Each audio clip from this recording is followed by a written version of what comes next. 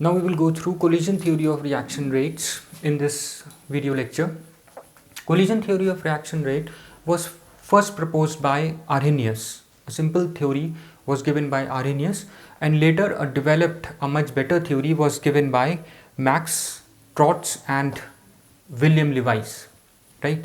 And the theory that was given by Max and Lewis, that theory gave much better details about progress of chemical reactions or rate of chemical reactions, or we say the theory that was given by Max and Lewis, it gave us much better insights into energistic and mechanistic aspects of chemical reactions, right?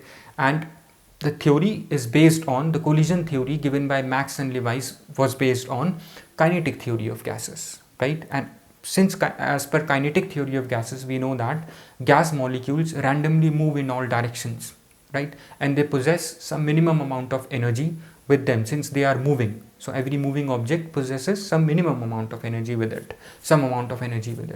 And as per collision theory, the reactant molecules are considered as hard spheres, right? And reaction between reactant molecules will occur only when reactant molecules will collide. Chemical reaction will take place only on collision, right? So important things are, first, it is based on kinetic theory of gases, right? And second point is that as per collision theory, the reactant molecules are considered as hard spheres, right? So we say reactants are considered as hard spheres, right? Hard spheres, and the reaction takes place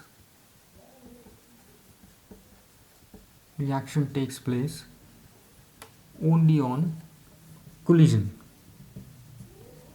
right? Suppose this is the reaction, A plus B gives you AB, right? So we will consider that these A and B, right, are hard spheres. Why we use the term hard sphere?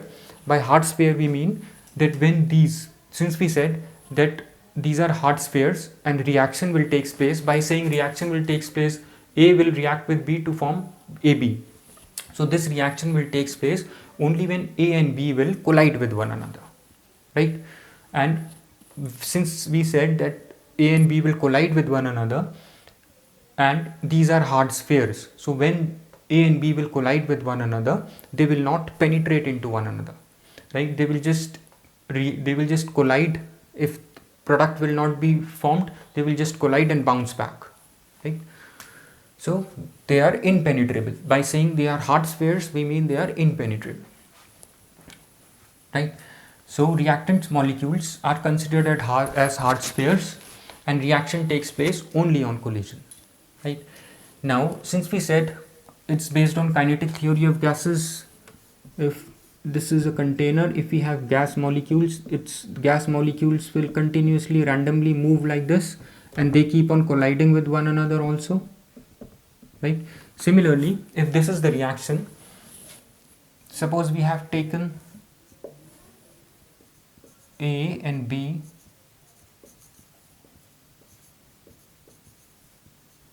in this container. So as per kinetic theory, as gas molecules keep moving randomly, right? Similarly, these gaseous reactant molecules will also randomly move, right, in this container. They are randomly moving in all directions and they will collide with one another. Since they are in this container, so they keep colliding with one another, right? And since they are moving, so they possess some amount of energy also with them, right? So in this container, reactant molecules A and B collide with one another, right? This is the first thing, and they possess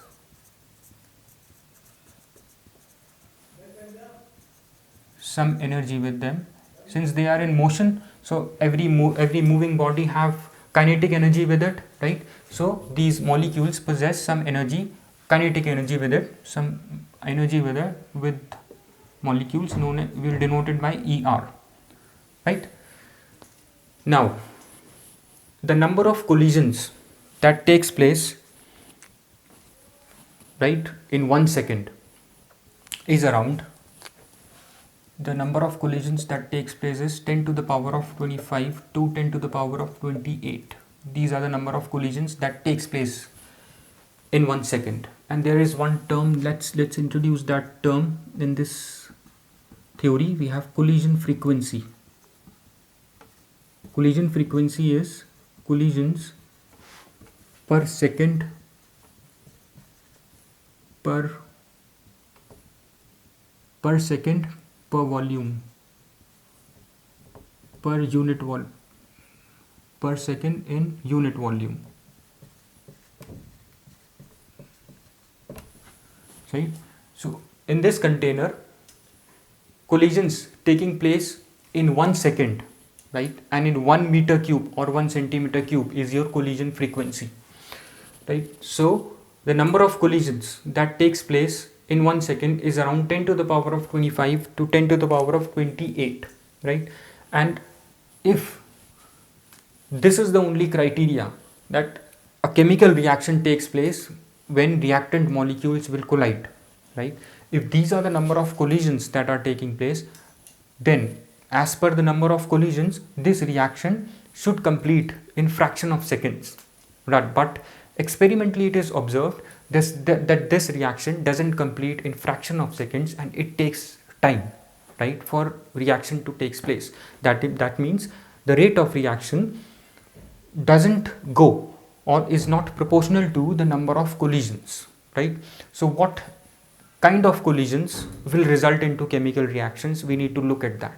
Or since if a question comes to our mind, right, since we said that a collision, here we said that a collision will result into chemical reaction, if these are the number of collisions that are taking place, then I said that the reaction should complete in fraction of seconds, but it is not observed experimentally.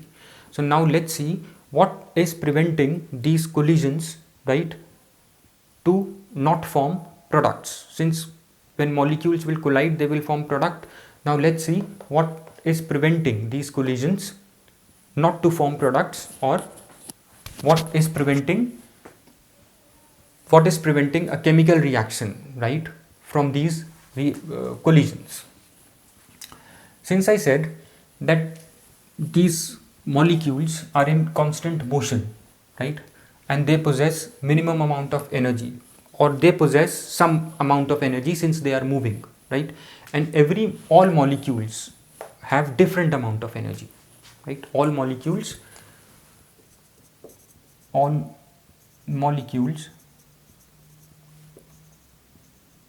carry different energy since they are moving with different speeds, so they carry different energies, right? And the rate of reaction, we said, is not proportional to these number of collisions, right? And all molecules carry different energy, I said. So among these collisions, only those collisions that possess a certain minimum amount of energy will result into products or will result into chemical reaction, right? That is why this reaction is not completed in fraction of seconds. It took some time to get completed, right? So the rate of reaction depends on those collisions, right? In those collisions in which the reactant molecules, when they come close to one another, for these reactant molecules to change into product, these two reactant molecules that are coming close to one another to collide should possess a minimum amount of energy known as threshold energy. Only those molecules that collide with threshold energy, right, will form products or will result into chemical reaction. So here, only those molecules only those molecules that possess threshold energy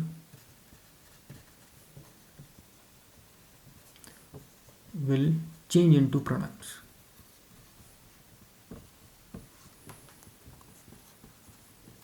Will change into products, right? So this energy we will denote by ETH, right?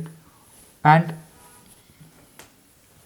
the collisions that result into products are called as effective collisions, and the collisions that do not form products are known as ineffective collisions, right? So there is something known as effective collisions,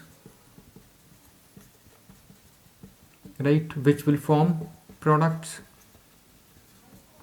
right? And there is something known as ineffective collisions that will, in this case, no products would be obtained. Why no products in case of ineffective collisions? Because colliding molecules do not possess threshold energy, right? Because colliding molecules do not possess ETH, it is threshold energy. They possess ER, right, energy of reactant molecules, which vary from molecule to molecule, right? So chemical rate of chemical reaction depend on your number of effective collisions, right? And number of effective collisions depend on the energy of the reactant molecules. So here we have a factor, energy barrier, right? We call it a energy barrier, and the reactant molecules have to cross this energy barrier, right, in order to form products, right? And we'll do this energy barrier and this activation energy things in a different lecture, right? We will do this under activation energy and activated complex, right, because this is little in more detail. So there is something known as energy barrier for reactants, which they have to cross, right? There is a graph for this that we would be doing in lecture on activation energy, right? So all those reactant molecules that have energy equal to or more than threshold energy will result into effective collisions, and those effective collisions will result into chemical reaction or will form products, right? So threshold energy is the minimum amount of energy required by reactant molecules so that they can undergo effective collision to form products, right? Now there is one thing, small mathematical quantitative things will, now let's just look at the quantitative side of this, right? Since we said that let's take EAB, or let's just call it as ZAB. Let's say the collision frequency, we said collisions, number of collisions in 1 second in a unit volume. Let's say it is ZAB. ZAB is your collision frequency, right? And let's take as F number of effective collisions,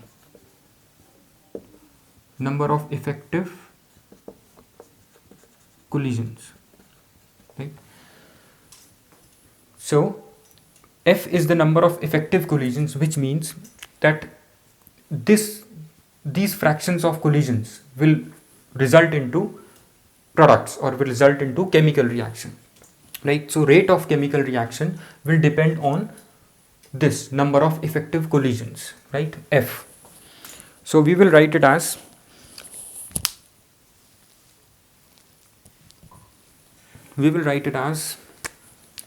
dx by dt, right, which is your rate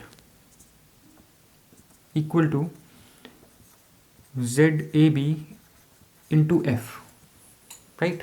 Collision frequency into number of effective collisions will give you rate of reaction, because rate of reaction depends on your effective collisions, right? And this is your collision frequency, which is number of collisions in 1 meter cube or centimeter cube in 1 second. And I'll put a minus sign here because rate with degree, because this minus sign denotes that the concentration of reactants is going down as the reaction progresses, right?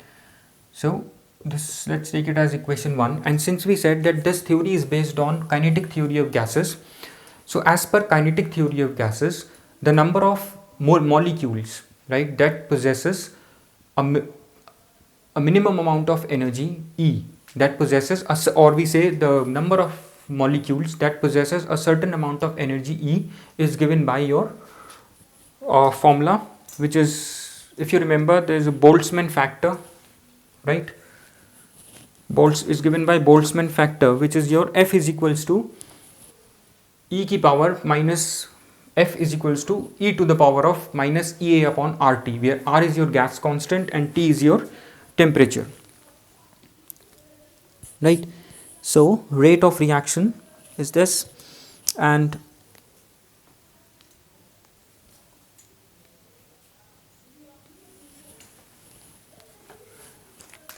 so I'll just write it over here. Fraction of molecules having energy more than a specific value E. This would be given by Boltzmann factor. This is done in kinetic theory of gases, which is your F is equals to E to the power of minus E upon RT, right?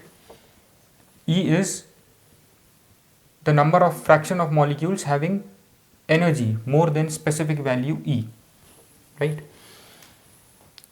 And we will relate it with the activation energy in this case, or the minimum amount of energy that a reactant molecule should possess to undergo effective collision.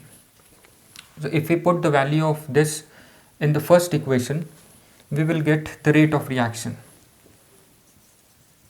So rate would be ZAB, which is your frequency factor, collision frequency, multiplied by E. And in this case, we will replace E with activation energy. We have already done what is activation energy in activation energy lecture. We will replace it with EA upon RT. R is your gas constant, T is your temperature, right?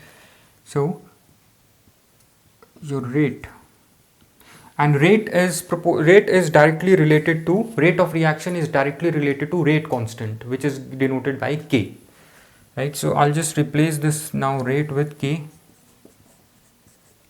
K would be equal to Z E to the power of EA upon RT,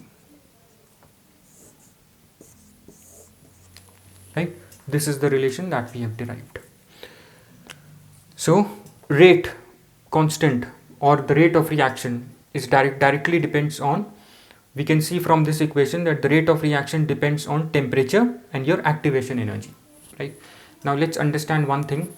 Since we said that only those molecules that have threshold energy equal to or more than threshold energy will undergo effective collision to form products, right?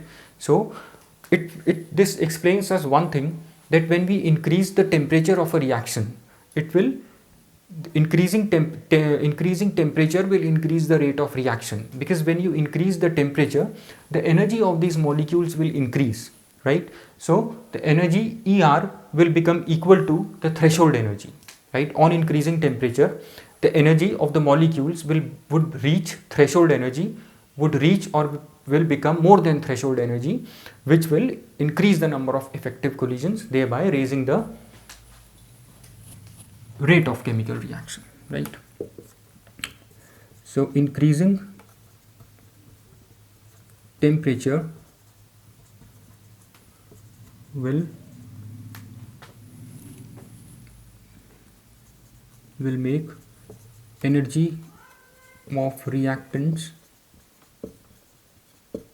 equal to threshold energy, equal to or more than, greater than, equal to or greater than threshold energy, right?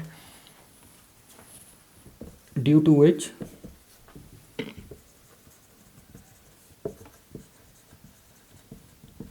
effective collisions occur to form products, right? So this explains how increasing temperature will increase the rate of chemical reaction, right? And now let's just talk about activation energy here. Activation energy is the amount of energy that is given so that the energy of the reactant molecules become equal to or more than the threshold energy, right? So activation energy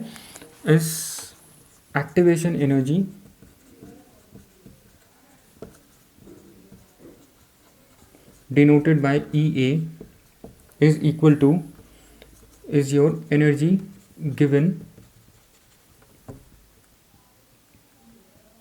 to make energy of reactant molecules equal to or greater than threshold energy, right? So activation energy is the minimum amount of energy, I repeat, that must be given to reactant molecules so that their energy becomes equal to or more than your threshold energy, right? So this is your concept of activation energy. Now let's again come back to the effective collisions. It has been observed experimentally that the rate of reaction, if you calculate the number of effective collisions, the rate of reaction is still not proportional to the effective collisions, right? What is the reason? What is again preventing this, or what is again slowing down this rate of reaction? There is one more thing. When two molecules collide, the first thing is we have studied that they should possess minimum amount of energy so that the collision will result into effective collision. There is second factor, which is your orientation factor. When two molecules collide, they should be oriented such that the collision will result into products, right? Because it's not that when reactant molecules will collide in any orientation, it will form products, right? Let's take example. If this is the reaction where NO reacts with carbon monoxide and forms NO2 plus NO. Let's understand what is orientation factor here. Orientation factor is when two molecules collide, how the molecules are oriented, right? So if this is your carbon, this is your oxygen, right? And here in the first case, let's take this as oxygen, this is carbon.